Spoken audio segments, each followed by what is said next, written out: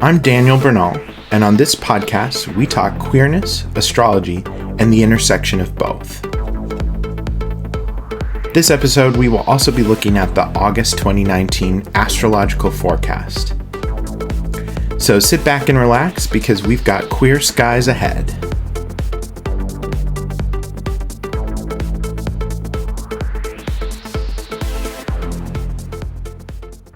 Hi, you are listening to Queer Skies, a podcast that explores queerness and astrology with Daniel Bernal and guest Drew Levanti. That's me. And this is the inaugural episode. We are very excited to be bringing you some great astrological forecast information for the month of August 2019. And we're also just going to kind of chit-chat about what queer astrology means to us. Chit-chat, I say, because we could do a whole mini-series on that. In fact, that's kind of what I'm hoping this podcast becomes, is an exploration of the different ways in which queer astrologers are practicing, in which queer people are practicing different arts other than astrology, and just how astrology can be queer in general, no matter what your sexuality is or perspective. And I think also something that we wanted to talk about is how astrology can be a tool for queering, right? It's not just about queer astrologers, but it's also about astrologers who may or may not be queer, but maybe there's something queer that astrology can do as a discipline, for lack of a better word. Oh, absolutely. I also think a lot about how astrologers who don't identify as queer work with queer clients and how they can be more understanding of how to use astrology in inclusive ways and ways that help their clients challenge the status quo instead of kind of feeding into some of the things that the status quo does for us. So Daniel, do you want to talk a little bit about where the idea for this came from? What was the seed? When did it get planted and why? Yeah, so I would say the really great thing about the way that I am coming into astrology in the community is through two platforms. So I'd say social media is a huge way that astrologers, especially young astrologers, are connecting with each other. And there's just so much out there that you can find from queer astrologers that really, really inspired me to think about astrology in new ways and about my own queerness in new ways too. But then the second way that I feel like I'm coming into the community is through in person. So Drew and I recently went to GLAC, the Great Lakes Astrology Conference, in Ann Arbor, Michigan. And I just met so many amazing people there, amazing astrologers. And then later realized there's a lot of queer astrologers. And I just kind of both took that for granted at first, because people are their own individual people too.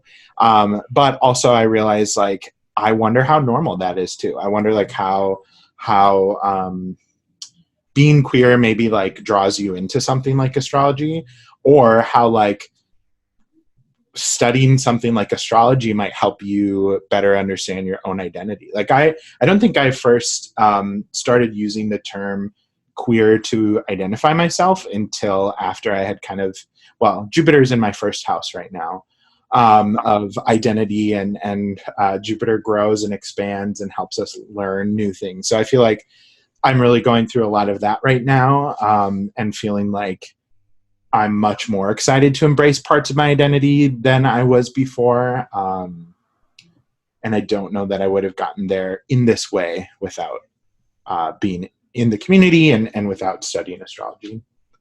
Yeah, definitely. I think there's definitely something about meeting people in person where, maybe this is a topic, how much does one's queerness come through the astrology that one puts out into public, and what are the rules for debate within the astrology community, and how are those more or less queer? And maybe we should just have a disclaimer in here that we're not going to define the word queer, because the whole point of the word is to not be defined in a way. At least from my perspective, that's how I feel about the word. Daniel, are we on the same page about that? We didn't really talk about it. Yeah, it's so funny because I was just recently in San Francisco, and as we were like going to the train from the Castro district, I overheard like a tour group, and someone was like, "What does the word queer mean?" to the tour guide, and the tour guide was like, and I have no idea what identity the tour guide had, but they ended up saying something about like, well, it's a more inclusive term. And so like they didn't give an exact definition, but they talked about that idea of inclusiveness. And I think it's important to like be on that same page as we talk about and use that word. Is like, I think that I mostly mean a very inclusive thing when I say that word. Mm-hmm. Yeah, and like part of that means it's not pinned down. Right. Yeah. Right. And that's something that I've been thinking about with astrology, is the idea of being pinned down, and how much the rules that we're using are important for the practice and for the technique, and then how much the rules become a way of gatekeeping for forms of astrology that might not be as technical. Maybe they're more intuitive, and we can have a whole debate about what that word means. But yeah, just how can a concept of queerness help us understand what rules exist in the debates that we're having as astrologers, and how we're moving our knowledge of astrology around to others who may have different kinds of identities. Yeah, I especially appreciate that definition but like perspective, because I do think that even when I first approached the idea of queer astrology, I was like, oh yeah, gendered planets doesn't make sense. You know, like I think that's a very important conversation to have. And I don't think that's the core of what queer astrology means, or the idea of queerness in astrology. So I'm really excited to, as this podcast grows, and as we invite like different guests in to be on the podcast, that like we can really we're not aiming to be like comprehensive with our approach, but that it's very much about elevating different voices, and the idea that when you elevate different voices, you're growing in your richness of knowledge and sharing in the power too, that we hold in community. Anything else that you want to talk about in terms of like pre-show stuff? Drew and I are very excited to get into the August forecast stuff. We've talked a lot about it already, and we've got a lot of notes. Do we want to share anything about ourselves, or like what kind of perspective I can like give an example. So like my main approach to astrology has been Hellenistic or traditional. And I think like part of what you said, Drew, like I'm attracted to it because of the techniques. Like they're very precise, they're very regimented. But going to GLAC actually helped me kind of understand and hear from and see other examples of different astrologies. And that I think I'm really trying to embrace more of an intuitive astrology too, and thinking a lot more about looking up in the skies, and using that as a way to really ground the practice of like studying squiggles. And so I would say like as we go through the forecast like that, those are kind of my two main perspectives on this, is both like the very analytical side. I've got Mercury and Gemini, but also that intuitive side of trying to feel what that means and kind of how it's coming through in the patterns, that interpretive factor. Beautiful. Yeah, bringing in the intuition with Pisces. We're recording this under Pisces rising, and a couple of us have some Pisces planets that we're working on. So that is a good way to phrase it. Yeah. We've been talking a lot about that one-on-one lately, but yeah, that aside, as far as me and what my quote-unquote approach is, my most formal education is in Hellenistic, and I like Daniel, I appreciate the technique, and I think it adds a real richness. It helps me move my way through a chart, but at the same time, I would never want to say that my knowledge is only coming from one place, because when we talk about like being in community, I'm always picking up ideas from other people and seeing how they mix and mesh with the things that I'm already using, and it's really hard to parse apart exactly what I'm doing. So I think that's where the intuition comes in, and that's where the creativity comes in, and how we can actually move astrology forward and find common ground between modern and traditional approaches. I can't remember where I heard this too, but like the idea that astrology reflects any set of astrological principles reflects the culture that it's created in. And I think like that's definitely going to be a factor that we explicitly talk about, but that also we can't get away from. Like we are both studying ancient techniques, but we're also interpreting them in a modern context. Mm-hmm. And using planets like the ones that were invisible to the Hellenistic astrologers. And I would also just add that we're also speaking back to a modern context. So we're coming at it with modern minds, quote unquote, but we're also trying to reimagine what modern might actually mean, I think. Now we're getting super philosophical. Maybe we should just jump into the forecast. Love it. Leave them wanting more. I guess. I hope they want more. So in true Pisces rising fashion, we're going to try to be chronological, but also we might jump around because patterns emerge in different ways and crest at different times and intersect with each other in different ways. But we get to start the month of August with the new moon in Leo, which I guess like one of the things that we noticed about that is that it is square Uranus and closely conjunct Venus.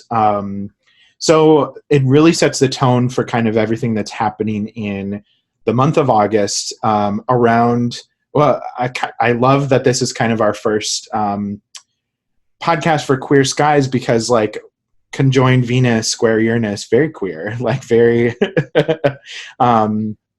I feel like Uranus and Venus are very much about like, what are our new things that we're thinking about? What are the things that we're attracted to? What are the things that we want to include? The other thing about the new moon cycle, because the moon conjoins Venus right before it conjoins the sun. So the new moon starts after the moon intersects with Venus.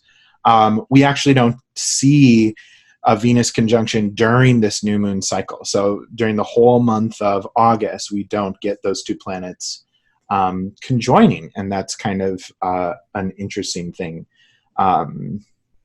Did you have any ideas, Drew, about like how that might come across interpretively?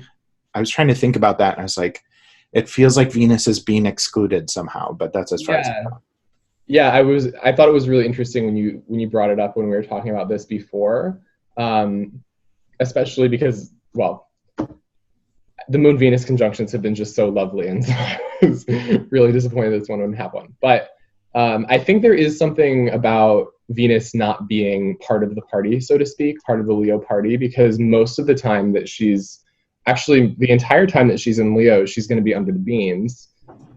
So she's not, she's in the underworld right now. She's kind of going through some trials after having been a morning star, and now she's in the underworld moving to her evening star phase.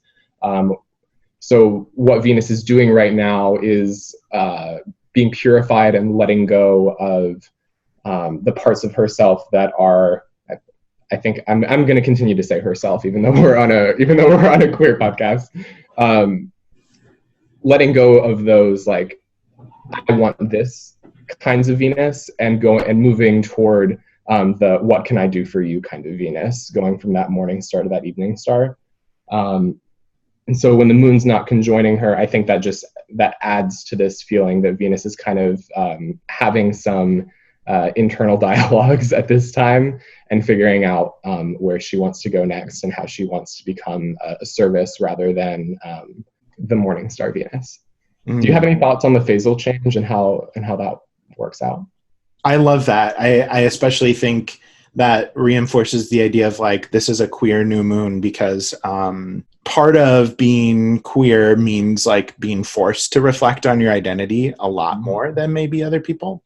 And that act of reflecting and that act of like inside negotiations happening, and then deciding like how that's going to be out in the world, is very much how I feel like that Venus um, cycle is happening. And Venus is direct, so it's not the same kind of cycle as the retrograde, but it still has that element of like we can't see Venus. Venus has disappeared for a period of time and is going to reappear.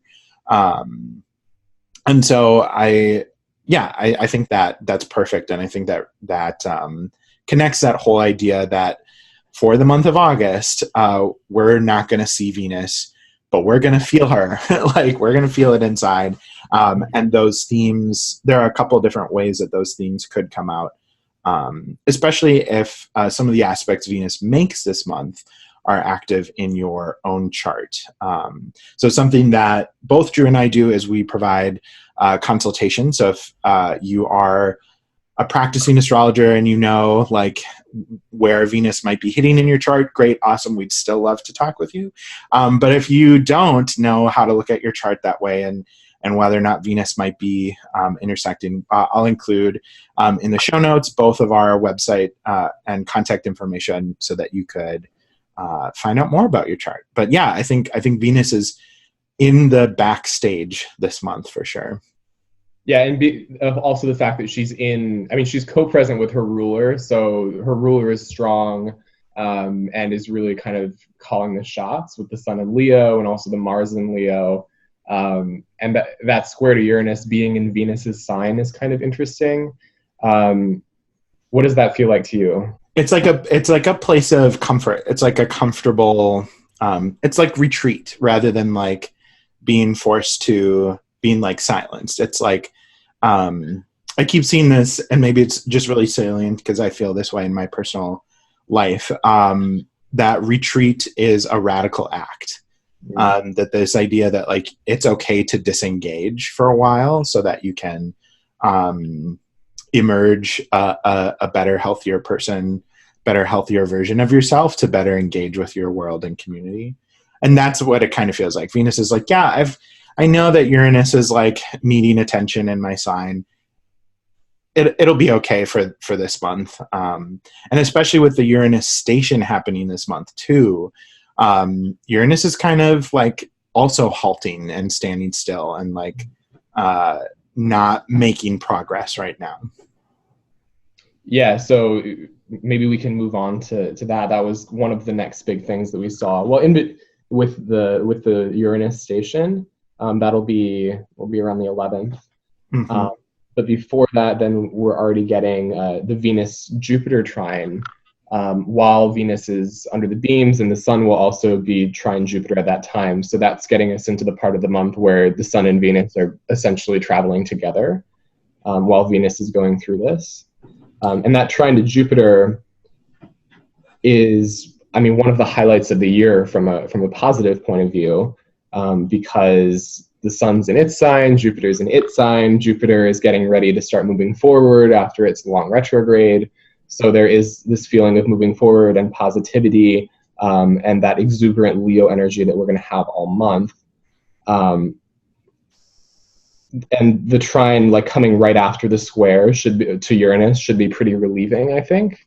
And also because Uranus is going to start backtracking at the same time that Jupiter starts going direct. So all these new experiences that Uranus has been introducing in the Taurus part of our charts are going to get a chance to backtrack a little bit.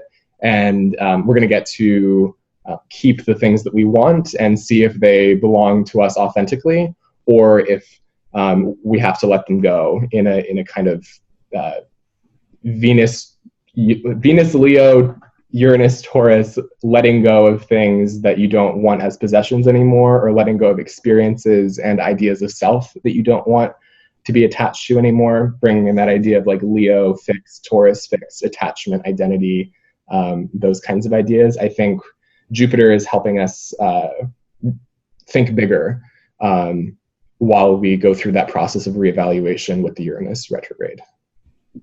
Yeah, I think as you were saying that, I kind of was getting this vibe of like, I don't know about y'all listeners, viewers, but July was cray. And a lot of July had to do with these huge barriers and boundaries. Saturn with the South Node and Pluto, the eclipses happening on that axis, the Mercury retrograde in some pretty like Leo and Cancer, stirring up a lot of that same axis stuff that was happening from the eclipse. All of that takes a breather. It's almost like Venus and the stations, and then later on we'll talk about some planets also moving into Earth sign Virgo. Everything just really gets taken down, halting motion, and that is well needed.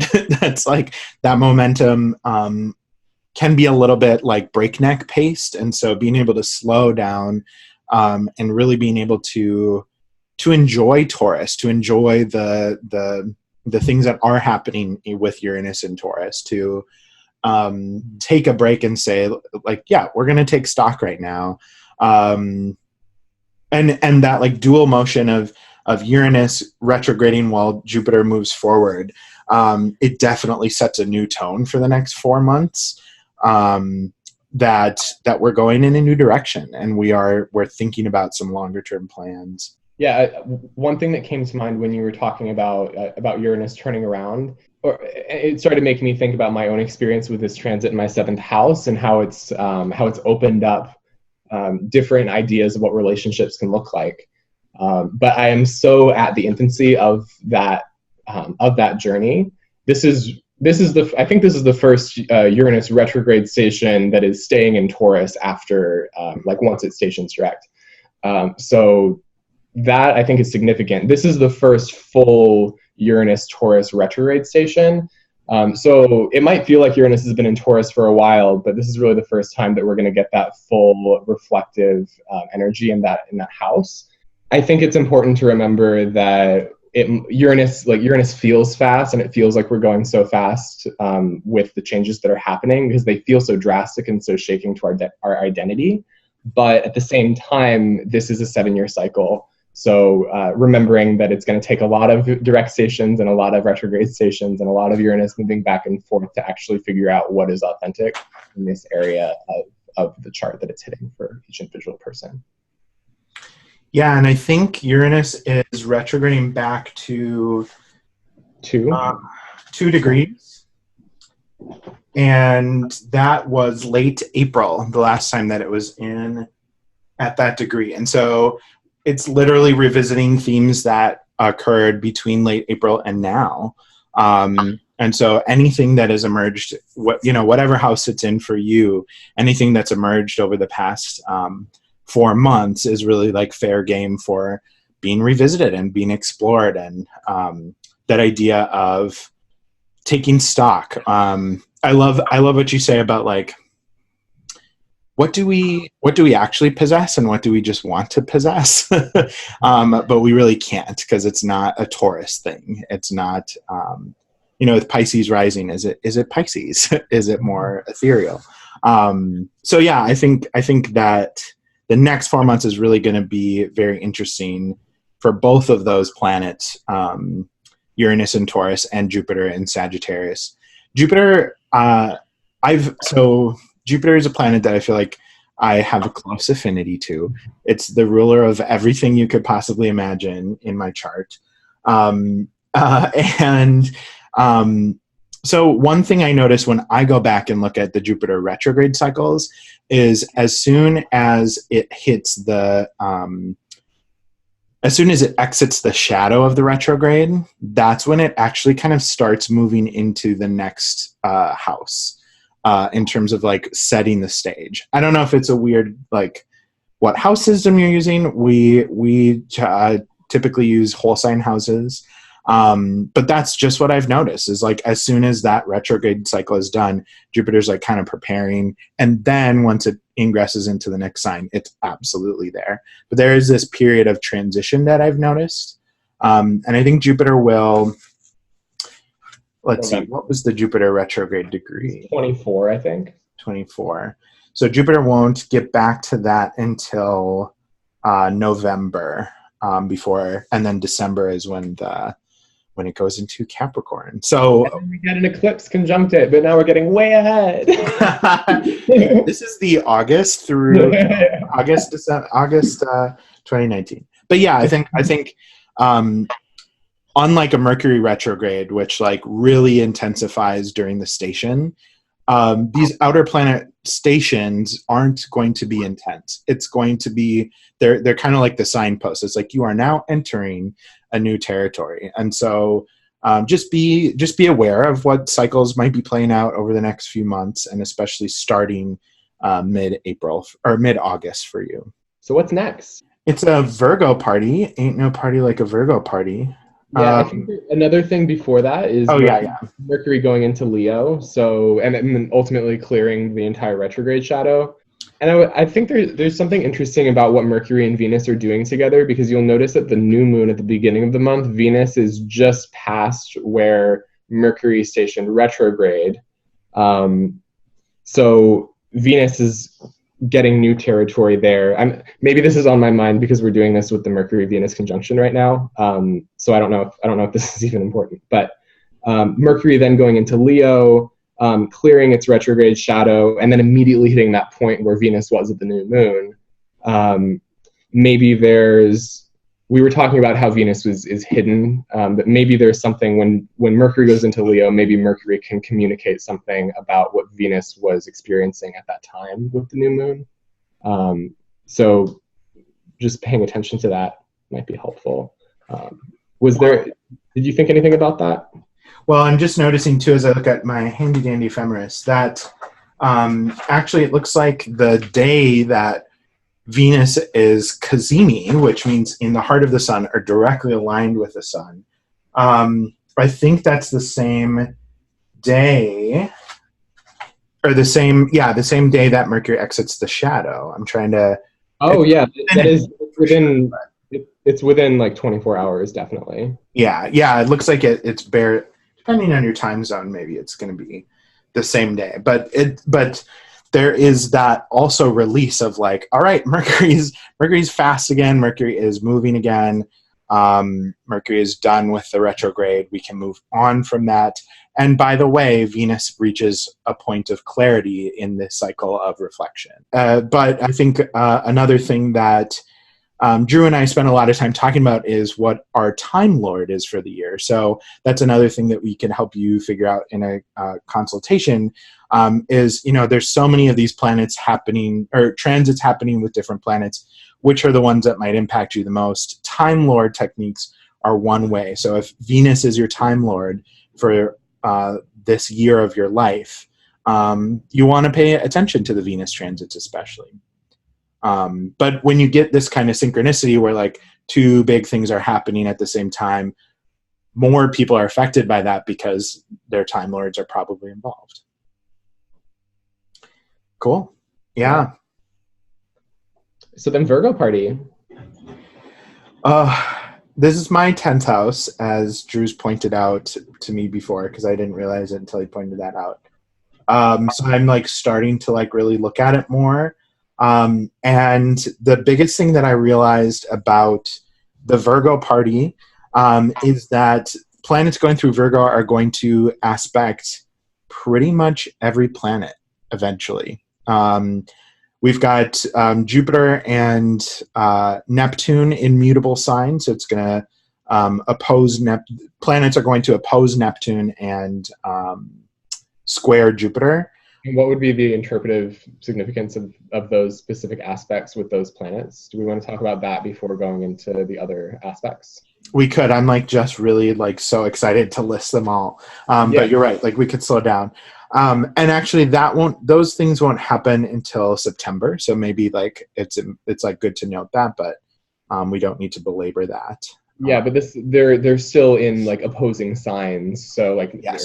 or Do you want to talk about that? yeah, definitely. Like the sign-based aspects are still present. In traditional astrology, like sign-based aspects were really important because they had to do, they helped astrologers understand which planets could see each other and thereby like have some kind of conversation or have some sort of relationship where they can help or hinder each other.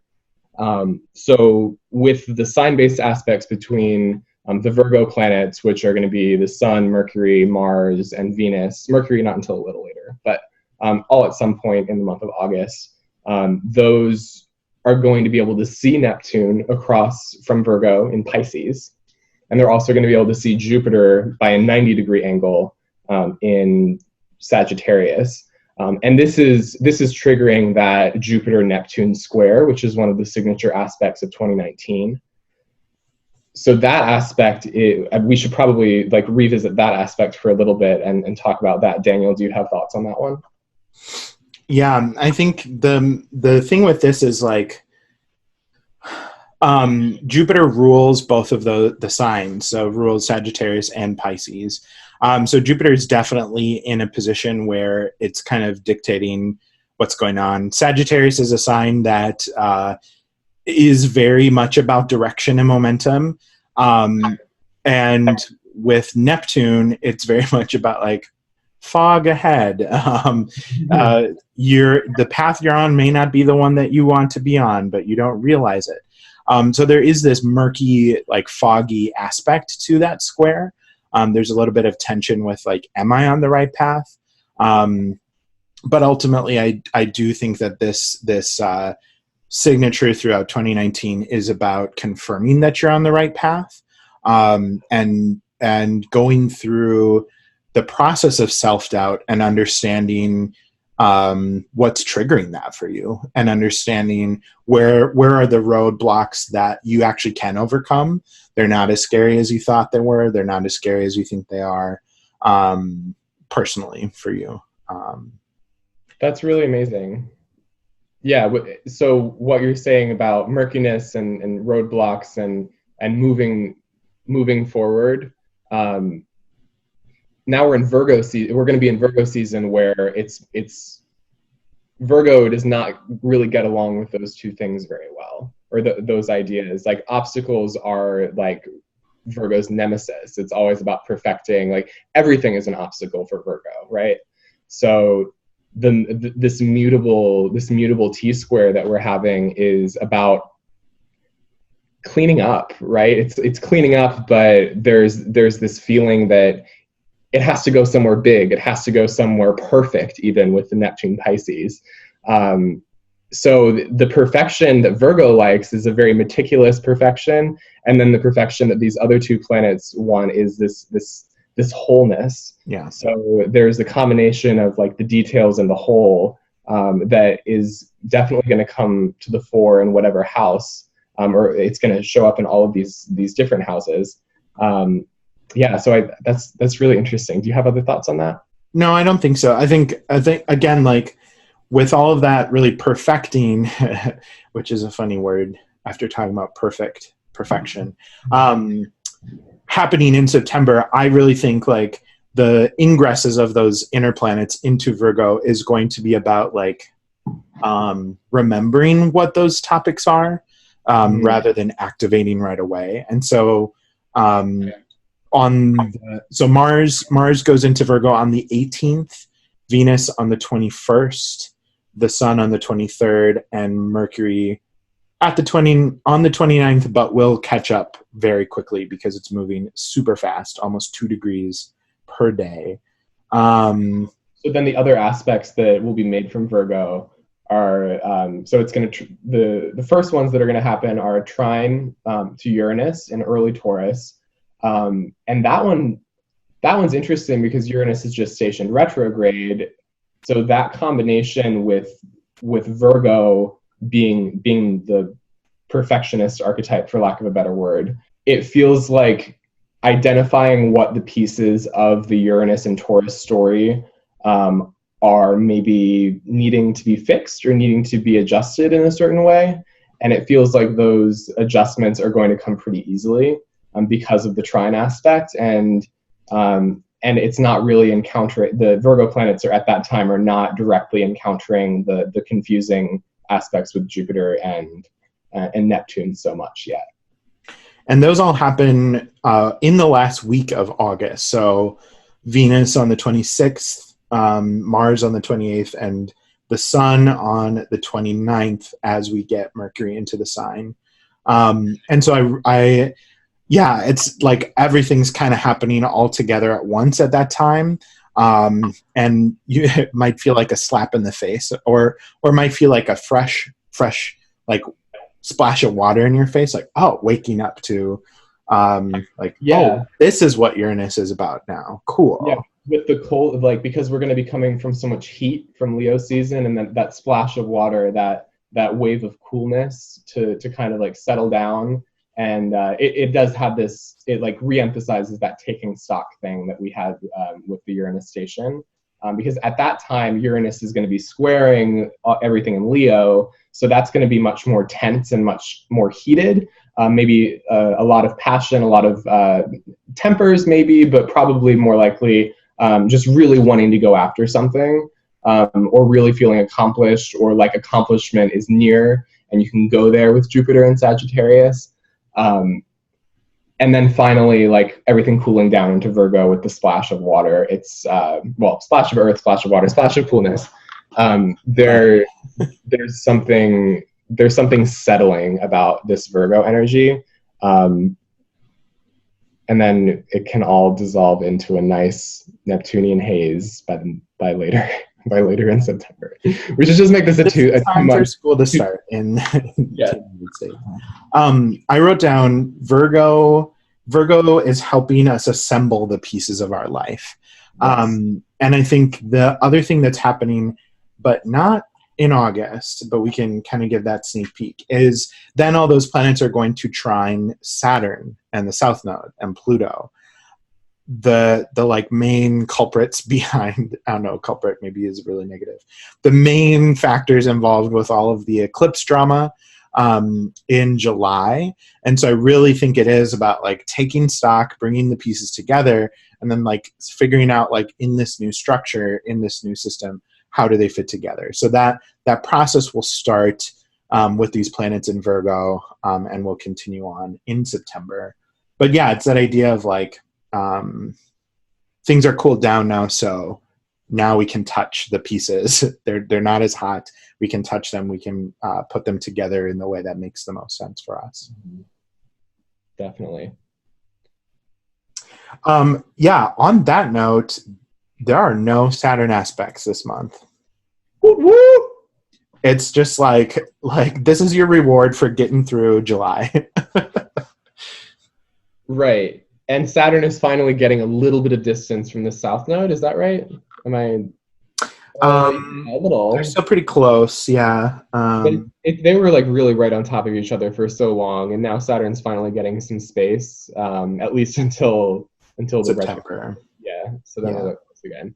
The Saturn story feels like it's a little less emphasized in August, which should be nice, unless you happen to really love Saturn all the time. I could use a break every once in a while. Boundaries from the boundary planet. We also don't get any Neptune aspects, no Pluto aspects. So that really also serves to, I think, highlight Uranus. Cool. What's next then? That might be it. Well, no, we have another new moon. Oh yeah, thank you. Yeah, at the end. We don't want to do that whole skip lunation thing. We all know what happens with that. If you don't talk about the lunation, does it actually happen? We also didn't talk about the Aquarius full moon, which actually has some pretty cool stuff going on. So we should probably backtrack to that. Yeah. So the full moon happens on the 15th at 22 degrees of Aquarius. We have 3 lunations this month. How exciting. I love how this did not end up being chronological at all. It's thematic. We don't need to go in a straight line on this podcast. Right. No, not funny. Great. It was so funny. So that's also actually right after Mercury has exited shadow. That's on the Venus. It's like a little bit after the Venus Cazimi, but they're still in the same degree. Mars is still in Leo at that time. So yeah, a lot of fire, definitely. Mercury squaring Uranus. Did you say that? I did not, but you are absolutely correct. Yeah, it's applying to a square with Uranus. So that might be some kind of like release, some communicative release of the tension from Leo earlier in the month when the Sun, Venus, and Mars are closer to squaring Uranus. And then Mercury finally catches up and completes that square, which it never actually completed before turning retrograde. So that tension with saying or like not saying something and then having to retreat inward through the retrograde and then finally figuring out what it was about, while Mercury is also currently, as we're talking, and we'll still be carrying forward this story from Cancer and the eclipses that have just happened. That square to Uranus feels like speaking the truth, like regardless of what anybody thinks of it. And it's during a new moon, so energies. Things will be high. Things will be high in the sky. There will be a lot of light on what's going on internally. And that's also going to be maybe, I like that too, because it's like, that's like the weekend before things get that cool down, like Mars moving into Virgo. Like the last time Uranus and Mercury were this close was the retrograde station with Mars right on top of Mercury. Yeah. Now we're seeing that same connection with Mars later in Leo and about to transition out. And so it is that very different, like it's not as biting. It's not as, you're not getting that hot in the face maybe, but you are still in the heat of it. And then you get that cool down, maybe as you feel that relief of like, okay, things are done. we can move on. And like you said, like however things land, right? Uranus does not like to tell us in advance what it's planning. And so however things land, you're better off, you're okay with it. You're reintegrated, perspective wise. Cool. Yeah, and I think maybe one other thing that we haven't mentioned is that during this whole month, and this is really starting to kick in at the time of this full moon that we're talking about, Mars is going from being, am I right here? Yeah, visible at night to invisible at night. So it's going under the beams basically, which means we're not going to be able to see it. Have we been able to even see it? Like I don't think so. No, it went under mid-July. Okay, thank you. But it's really getting caught up too by the sun. It's cooling off. It's reflecting on the damage it's done. Not damage, but I think it's. I'm just kind of looking at my notes here. Like, yeah, the last aspect it made when it was visible was conjunction with Mercury and Uranus square. Now it's like going into retreat. It trined Jupiter in late July, and I thought about that as like almost like feedback. And now as it moves through Virgo, it is going to make all these aspects with all of the things that we talked about, but it's combust. And so it's not going to have the full maybe fuel that Mars usually does. But Mars is kind of a good planet to be a little bit muted, I think. I think it's more productive that way. But I'll let you talk, Mr. Mars. I don't know what you're talking about. I have Mars in Pisces, and it's just like really trying to chill there. I have Mars in Aries, so I don't like any of these things that we're talking about with Mars under the beams or Mars cooled off, Mars muted. Rawr. So again, everyone's different based on your chart. So definitely want to know, personalizing all of these transits, what they're going to do for you. But yeah, that's so funny. Okay, so we talked about the full moon, Anything else we want to say about this full moon? It's off angle from Saturn, Pluto, Cancer, Capricorn stuff, so that's neat. It's on angle to, or it's on that trine to Jupiter by sign, so that's nice. It feels it's a lovely, it's a nice full moon. Yeah, and the moon is still full while it conjoins Neptune. So it's kind of, I feel like, prepping that that whole sign opposition that all these planets are going to make, and does conjoin Uranus before the third quarter moon at 0 degrees of Gemini. And so I do think it's activating a lot of these same things that we're talking about, and full moon kind of illuminating in the shadows too. Once you kind of cool down, you're able to see things from a different perspective and feel them from a different perspective. Yeah, talk about Aquarius, right? Like seeing things from a different perspective, or being a little bit more emotionally detached. Aquarius moon gets that reputation a lot, sometimes wrongly, I think. But I remember when the moon went into Aquarius after the Capricorn full moon eclipse, that was like a really nice time to kind of process everything. So I think having this full moon actually in Aquarius will be helpful for processing everything that's been going on this summer. Maybe bringing things to a close. And we had the Aquarius new moon back in February. So this is also, I think it's always fun to talk about full moons as like the 6-month check-in, or like the 6-month culmination of the new moon. And so this might also help resolve some of the issues that were happening in February in Aquarius. So yeah, I think the opportunities for resolution and moving on are aplenty this month. And I just went back and looked at that chart, and for that new moon in Aquarius back in February that you're talking about, and that actually had Mars applying to Uranus at that time. So now with Mars having completed like the square, like, I mean, Uranus was also in Aries at that time, so I don't know. But anyway, there's definitely a lot of Uranus backtracking and like checking in on the Uranus story in August. Yeah, that's so cool. So then the final new moon, all the lunations. Hello, we have the Virgo. It's at 6. The new moon's at 6 degrees of Virgo. Everything's in Virgo at that point. Mercury's right behind. Venus is with Mars just ahead. Trining Uranus, which is again that like new moon was square Uranus at the beginning of August, and now it's trining Uranus. I think that's really interesting. Yeah, very closely too. And by that point, Venus is starting to square Jupiter. In that chart, it's squaring Jupiter, and it's also trining Saturn. So that it feels like a pretty stable and productive full moon.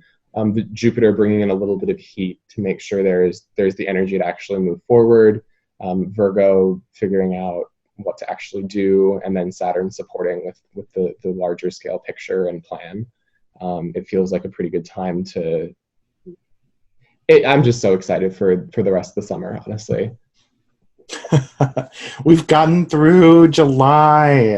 I remember thinking back. I can't remember when I was first thinking about the summer, but I was just like, oof, I think it's going to be a hard one. That was an understatement for me. I feel like living transits is very different from talking about them and trying to predict them. I just also realized that we did not talk earlier when we were talking about queer astrology about emergent strategy, and I feel like that was maybe also part of the seeding of this for you. Is that true? Maybe not the seeding. Yes. It is? Yes. So an important part of this story of how I thought about this too is just like opportunities for being in community with each other, and opportunities to I like that you talk about seeding, because seeds are an important part of emergent strategy.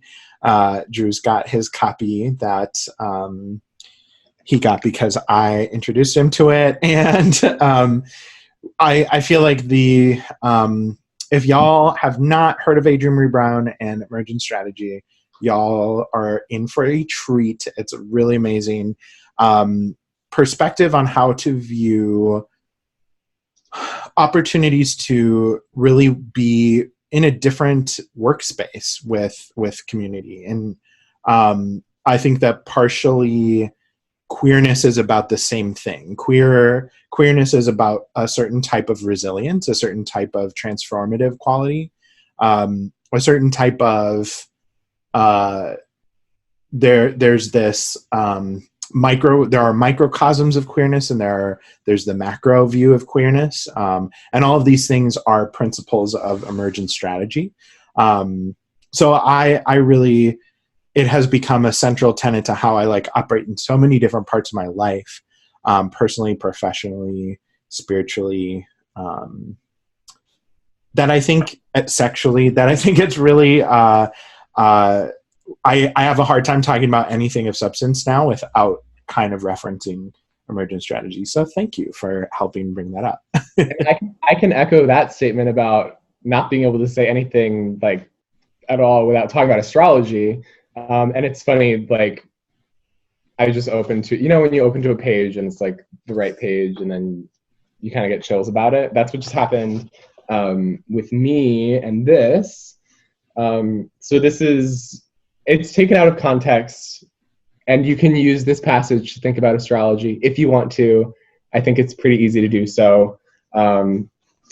Apologies to Adrienne Marie Brown for not reading the whole book aloud, but this she actually talks about that in her introduction to the book. But anyway, yeah. What did she say? She's like, if you're someone who needs to read a book cover to cover, go for it. But I give you permission to read this book out of order, to skip ahead to the parts that are the juiciest for you. So yeah, that's what we're doing. Beautiful. Okay, so the quote goes, "The crisis is everywhere. Massive, massive, massive. And we are small. But emergence notices the way small actions and connections create complex systems, patterns that become ecosystems and societies. Emergence is our inheritance as part of this universe. It is how we change. Emergent strategy is how we intentionally change in ways that grow our capacity to embody the just and liberated worlds we long for." So maybe that can be like a little subtitle for the podcast, with your permission, of course. What's the subtitle? That entire passage. Well, yes, like, Saturn. That's right. There's no Saturn this month. Growing our capacity to embody the just and liberated worlds we long for. Oof. Figuring out, I mean, the whole idea of emergence being like, it's never completed. It's always adaptive to the results that it finds from the experiment that it just created. That's kind of, I think, where you and I have been, the page that you and I have been on with this. It's seeing where the conversation goes and what the conversation needs to be about, because we don't even know what it needs to be about yet. We just have a feeling. Something that came up as you were reading that is the astrological adage, as above, so below. And I think that I fully see that in astrology. But I would say that the emergent strategist in me would also say, as below, so above. So it's an idea of if you make patterns in the microcosm, they will translate to the macrocosm. But they don't do that without you being intentional about that and intentionally adapting.